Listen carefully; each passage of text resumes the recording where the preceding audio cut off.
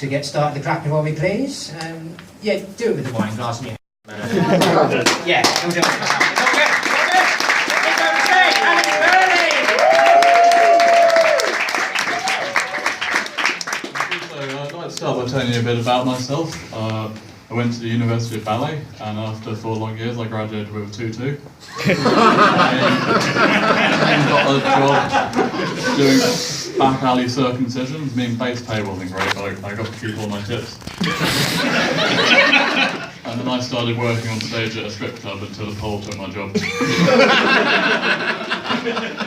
I fell on hard times after that. I couldn't pay back my exorcist, so my house got repossessed. So then I opened a business that made ice sculptures of Muhammad in the Arabian desert, but then all my assets got liquidated and my profits dried up. I hope that joke doesn't get me into too much trouble. I mean, there are some pretty sensitive groups out there who say the wrong thing and they blow up in your face.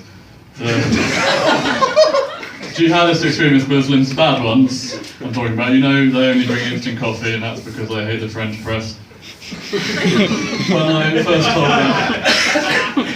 first told that, which was admittedly a few days after the Charlie Hebdo shootings, I got a lot of people saying, oh, too soon, but no, too soon would be if I said it before it happened. Like a few weeks ago I said that big crush in Mecca is what happens when you value profit over safety. Or there one day, Oregon the next. Sorry, I don't like to make jokes about school shooting victims, they're too easy to target. I feel I brought the tone down. What do you call David Cameron with an itchy knob? Pork scratching. Like political humour. I'm going to go back to religion, I think. Jesus seemed like a pretty cool guy to hang out with, all his superpowers, although he did have a job as a carpenter, and you know Jesus is pretty attached to his work. But, what do you mean too soon? It happened 2,000 years ago.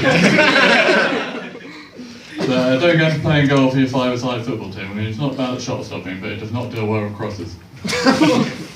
So I live in Guildford. It's fairly posh there. In the roughest area near me is probably the cobbled High Street. And the only class of kids I have trouble with is the working class. So I have an M&S that I don't use. I go to Sainsbury's actually as well. But I was buying condoms the other day using the self-service, and it said unexpected item in the baggage area. I do alright. I was getting a hand job from a buying girl the other day and said, Alex, this is the biggest cock I've ever felt. And I said, no love, you just pull on my leg. I work in Guildford as well, working in an office. You've got to be quite careful with political correctness, especially around the holidays. You know, apparently you're not meant to say Christmas cracker anymore, you've got to say Christmas white boy. And we had a lift there as well. It's been out of order for a week. I mean, on Thursday they called me a ginger cunt. I don't usually like lifts because they're usually up to something, aren't they? They don't be like Russian dolls either because they're so full of themselves.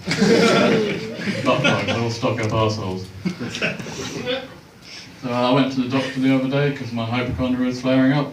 And I said, Doc, I think I'm a septic tank. And he said, no, Alex, you're full of shit. He was giving me my checkup, once over, and he said, God damn it, Alex, why is your scrotum so small? I said, whoa, Doc, I think you're feeling a little testy. Although there were a lot of amputees at the hospital, and it did make me wonder what it'd be like to only have one arm. I mean, on one hand, it makes everyday tasks much more difficult.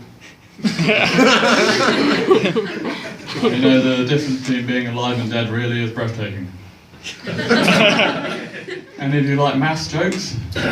Because you don't like maths jokes. I saw a film about a y equals x graph the other day. I mean, the plot was a bit predictable, but it had good special effects. So if you get that joke, put your hand up. So if you have your hand up, explain that joke, someone with their hand down. And if you have your hand down, explain what having a girlfriend is like, someone with their hand up.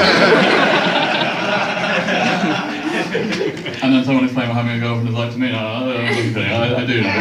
It is hard work. I remember when my girlfriend told me to stop doing my flamingo impression, I had to put my foot down. Being with her was a lot like the Jane Austen collection, you know, a lot of period dramas. I still do miss her occasionally. I mean, sometimes I'll get to my hiding spot outside a window just moments after she's left. I see it as more of a restraining suggestion. You've been great, thank you very much.